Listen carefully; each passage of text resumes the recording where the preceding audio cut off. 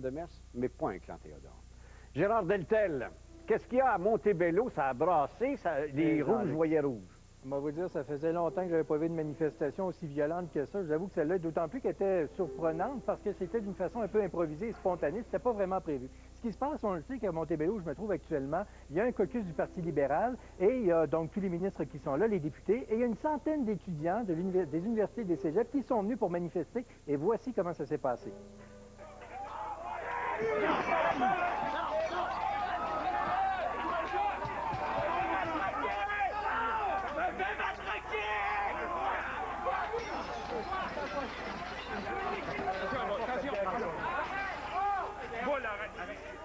Alors Jean-Luc, c'était vraiment pas beau à voir parce que ces gens-là se sont présentés de façon un peu surprenante. Ils n'étaient pas vraiment annoncés. Ils sont arrivés à une porte qui est de côté, une porte latérale à l'édifice. Et c'est une porte en bois avec fenêtre et tout ça, de vieille architecture. Ils ont tenté de forcer la porte avec, entre autres, un bélier, un pilier de bois de 4 pieds de long. Et là, à ce moment-là, les policiers sont intervenus. Mais quels policiers? Il y avait à peine une vingtaine d'agents de la Sûreté du Québec, la plupart en civil, et également la vingtaine de gardes-du-corps de ministres. Écoutez, c'était des policiers qui, normalement, ne sont pas équipés pour faire face à une manifestation. Leur seul équipement qu'ils avaient, c'était complet-cravate, mais également une machette qui se sont servis à quelques reprises pour justement tenter de maîtriser la situation. Bilan, il y a eu à peu près une quarantaine de blessés, dont une vingtaine de manifestants. Des gardes du corps ont été blessés, les policiers également, et 7 personnes ont été arrêtées. Le fond de l'affaire, c'est la raison pour laquelle ils étaient là, c'est la question du financement des étudiants, à savoir le 103 millions de dollars qui, l'année dernière, a été muté, qui était en bourse, a été muté en prêt. Et ces étudiants-là de la FEUC et de la FAC, les étudiants d'université et de cégep, n'étaient pas contents. Je peux vous dire aussi, Jean-Luc, que le premier ministre a été très clair et très direct en fin d'après-midi là-dessus. Il a dit que c'est tout à fait intolérable et inacceptable. C'est de l'intimidation pure. Et ceux qui font passer ces manifestations-là pour une question de fond, à savoir les étudiants, font fausse route et que jamais le gouvernement ne se laissera influencer par ce type de manifestation, pour le moins violente. Et comme je vous le dis, Jean-Luc, j'en ai couvert quelques-unes depuis 15 ans. Je vous avoue que celle-là, on ne l'a pas vu venir et elle était particulièrement violente. Comme je vous le disais, 7 personnes arrêtées, une quarantaine de blessés, blessés mineurs quand même. Parfait. Bien, merci beaucoup, Gérard. Merci Salut, bien également de voir ces images et de nous traduire l'atmosphère qu'il devait y avoir là-bas. Ça ne devait pas être rose, tout à fait. Au retour de la pause, on va vous parler d'Hydro-Québec et je vais recevoir le président d'Hydro-Québec, M. André Caillé, qui réagit évidemment aux événements récents que vous connaissez maintenant sur la sécurité de nos centrales électriques et des centres de distribution également. André Caillé, dans le prochain. Semaine au Québec, 300 000 bacs ne mangeront pas à leur faim. Privés de repas par un nouveau magazine d'actualité, riche en suppléments que tous voudront conserver. Un grand hebdo à dévorer, pendant que votre bac est au circulaire et à l'eau. Voici La Semaine, le grand magazine indépendant, avec la dernière partie des confidences de Véronique Cloutier et le commandant Piché, alcoolique anonyme, plus 100 000 $ à gagner. Tirage chaque jour à TQS. La Semaine, prix de lancement 1,95 $. La Semaine, le grand magazine indépendant. Il y a la navigation Internet à vitesse régulière. C'est survenu ce midi à Montebello, en Outaouais, où le caucus du Parti libéral du Québec est réuni depuis hier. Ces manifestants ont été accueillis à coups de matraque et avec des gaz lacrymogènes par les policiers. Il y a 7 personnes qui ont été arrêtées.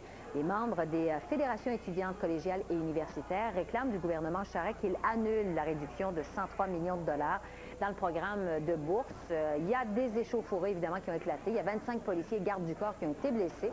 Une dizaine d'étudiants également qui ont été blessés. La majorité d'entre eux ont subi des blessures mineures. Mais un policier a eu les côtes fracturées.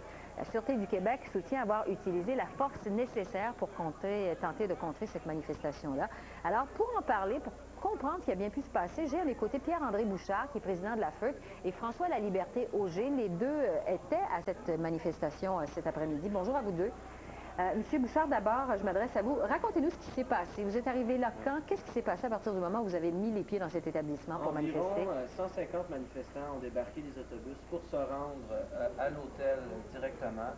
À part des étudiants qui n'étaient pas armés, on a pris la peine de vider les poches, de vider en fait la poche des étudiants, c'est sûr qu'il n'y a pas de couteau, de fourchette, rien de contondant, pour justement s'assurer que il ne puisse pas avoir de mauvaises situations. La porte a été fermée, alors un des seuls objets qu'on a amené était un morceau de bois pour ouvrir la porte. À ce moment-là, le morceau de bois a été tassé. Et puis là, les étudiants ont commencé à rentrer. Nous, ce qu'on voulait faire... Qui a enlevé le morceau de bois? Les étudiants. Il faut comprendre qu'on s'est organisé. On a organisé pour ouvrir la porte. Donc, vous vous êtes organisé pour forcer la porte. Et voilà, on a forcé la porte parce que la porte était fermée. Une fois que ça a été fait, ça a été tassé. Et puis c'est à partir de ce moment-là, lorsque nous sommes rentrés, que les policiers ont commencé à matraquer. Mais vous êtes rentrés combien, là, à l'intérieur de On l'établissement? est rentré peut-être une vingtaine, une trentaine. Les policiers nous retenaient très fortement sur le palier de l'escalier de la porte. Ce qui est important de comprendre, c'est que si on est rendu là, dans ce type d'action-là, c'est parce qu'on a fait un paquet de choses avant ça. Et puis c'est vraiment là, dans les derniers recours qu'on est rendu. On a fait des marches, des consultations, on a participé aux différentes commissions, au Forum des générations. Les Québécois nous appuient à raison de 3 sur 4. Même les députés libéraux trouvent que cette décision-là n'a pas de sens. Et malgré ça, le gouvernement demeure sur sa décision. Les compressions de 103 millions, le programme des prêts et bourses. C'est là-dessus, c'est ça pourquoi vous alliez manifester cet après-midi. Oui, c'est clair. François, vous étiez de la manifestation, vous avez une ecchymose dans le front. Racontez-nous, là, comment ça vous est arrivé?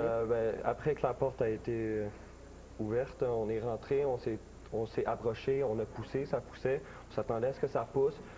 Sauf que là, on a été pris un peu par surprise. De nombreux policiers avaient des matraques. Là. On a ramené un exemplaire de cette matraque-là. Ça, c'est ce qu'avaient les policiers. C'est ce qu'avaient les policiers, ce qui semble un peu petit, mais qui pèse quand même un très bon poids et fait... C'est ce que vous avez, un coup de ça que vous avez reçu dans le front? Ça sonne énormément quand on le reçoit dans le front et les policiers le distribuaient là, allègrement des coups, même sur des gens qui essayaient de sortir parce qu'ils avaient déjà reçu des coups. Mais parce que vous aviez forcé la porte d'abord et avant tout et que vous entriez en force à l'intérieur de l'établissement. Il y a une dizaine d'étudiants qui ont eu soit des points de suture, ressortis le visage en sang ou des... Mais il y a des policiers aussi qui ont été blessés. Les policiers ont été blessés. Je me demande comment, parce que les étudiants n'avaient absolument rien pour agresser les policiers. Mais si vous avez été en mesure de subtiliser ça à un policier quand même, c'est qu'à un moment donné, vous vous êtes mis à vous armer vous-même et à répliquer aux policiers. Bon, écoutez, c'est possible que les étudiants puissent avoir accès à ça. Ceci étant dit, les gens qui étaient présents à cette manifestation-là, par la nature de l'action, on le savait que ça peut avoir ce type d'événements-là. C'était des gens triés sur le volet qui, justement, étaient en mesure de comprendre qu'il ne fallait pas faire ce type d'action-là, qui justement ne souhaitaient pas pousser ce type d'image-là. Mais ce que vous êtes en train de nous dire, c'est que vous alliez là de façon complètement pacifique? Tout à fait, tout à fait. Sauf que vous avez forcé la porte d'entrée. On a ouvert la porte. Ça, on ne le nie pas, absolument pas. Nous, ce qu'on voulait faire, c'est aller porter un message aux députés. Ce qu'on souhaitait faire, c'est s'asseoir, puis faire en sorte que qu'on demande l'annulation des compressions de 103 millions ou qu'on nous sorte de force. Mais jamais, en aucun cas, on avait l'intention d'aller blesser qui que ce soit ou de, évidemment, aller... François, racontez-nous exactement ce que vous avez fait pour que vous vous retrouviez avec un coup comme ça dans le front, physiquement. Qu'est-ce que vous avez fait? J'étais avec les autres manifestants, on était rentrés, on avait pénétré quand même une petite distance, là, quelques mètres. Et là, il y avait un important contingent policier à l'intérieur qui nous bloquait. Et j'étais sur la deuxième ligne et là, les coups distribuaient, on s'attendait vraiment pas à recevoir des coups sur la tête. Par-dessus les manifestants, les policiers étaient penchés dessus et distribuaient des coups de matraque sur la tête des manifestants. Oui, on avait aussi des policiers parce que, bon, vous avez été blessés, les étudiants ont été blessés, mais on voit là, ça semble être un gardien de sécurité. Il y a des policiers sur place qui également ont reçu des coups quand même assez violents. On voit des nez qui saignent, là, il y a des ecchymoses. Vous ne pensez pas quand même là, que vous y êtes allé un peu fort? Moi, je reviens sur ce qu'on a fait jusqu'à maintenant. Je veux dire, on a justement participé aux consultations. On a démontré que le gouvernement avait de l'argent, que les Québécois étaient derrière nous sur le fait que c'était une mauvaise décision. Il y a des députés libéraux qui nous appuient aussi, qui sont sortis publiquement dernièrement dans les quotidiens.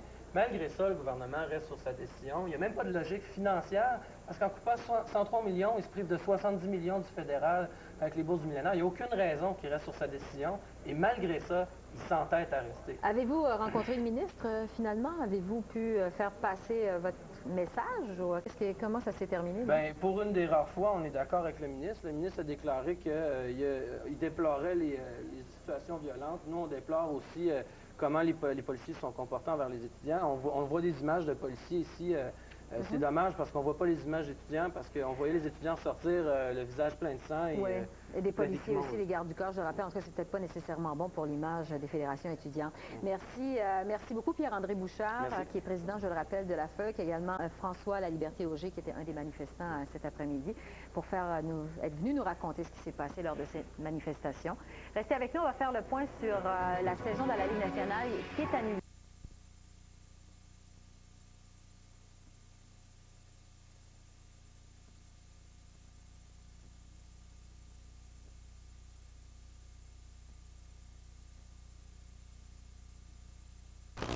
de aburrida. Inscrito como hijo nada. 8. Digo esto porque Pascal, j'avais jamais vu autant de violence. Même les cols bleus de Montréal, qui avaient déjà manifesté à un Conseil national du piquet à Trois-Rivières, n'avaient pas atteint ce niveau de violence. Les étudiants ont tenté de se justifier en disant que ça faisait des mois qu'ils manifestaient sans se faire entendre. Donc, ils admettent carrément, que oui, c'était voulu de défoncer la porte, l'entrée du château Montebello. On peut les écouter. C'est certain que c'est une action plus musclée, là. Nous, on est rendus convaincus que c'est ça que ça prend pour convaincre le gouvernement. Ceux qui cherchent à expliquer des comportements de ce type-là, parce qu'il y a un débat de fond, font fausse route. C'est des comportements qui sont intolérables. Sophie, il n'y avait pas de policiers anti-émeute, hein? Alors non, les gens ici ont vraiment été pris de court. C'est pour ça qu'on voit, ce sont des gardes du corps, des constables de la paix qui protègent habituellement les ministres et les agents de la SQ du premier ministre qui étaient là. Mais écoutez, les étudiants continuent de dire qu'ils avaient raison parce qu'ils protestent depuis des mois contre les compressions de 103 millions au programme des prêts et bourses sans se faire entendre. Mais ils n'ont pas ici obtenu l'engagement qu'il y aurait plus d'argent pour eux dans le prochain budget Séguin. Il y en aura plus, mais autant qu'ils le veulent, ça, il n'y a pas eu d'engagement là-dessus. Merci, Sophie. Je vous en prie. Olivier Puchet, un infirmier de 32 ans qui, en mai 2003, a frappé une patiente de 80 ans au visage parce qu'elle refusait de prendre ses médicaments. J'ai quelque chose à vous faire voir, si vous le voulez, tout de suite. Regardez ça, ce que les policiers ont retrouvé sur les lieux de la manifestation. Savoir, regardez-moi ça, le bélier, les étudiants étaient visiblement très, très bien préparés. Ils sont servis de ça pour fracasser la porte, tenter d'entrer. Donc, moi, j'en ai vu quelques-uns qui avaient des habits, des sortes d'épaulettes de hockey. Donc, ils étaient prêts à l'action. Vous allez l'entendre, Jean Charest était vraiment rouge de colère. Il a dénoncé avec virulence ces manifestants-là. On peut l'écouter.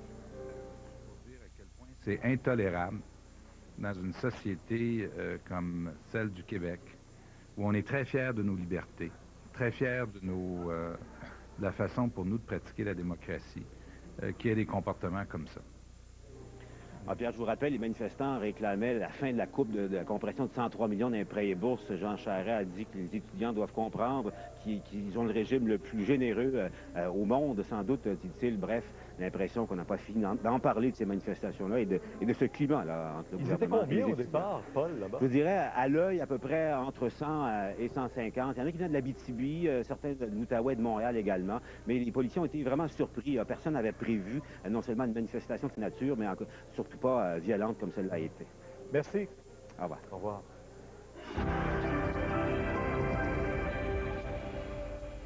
0-0.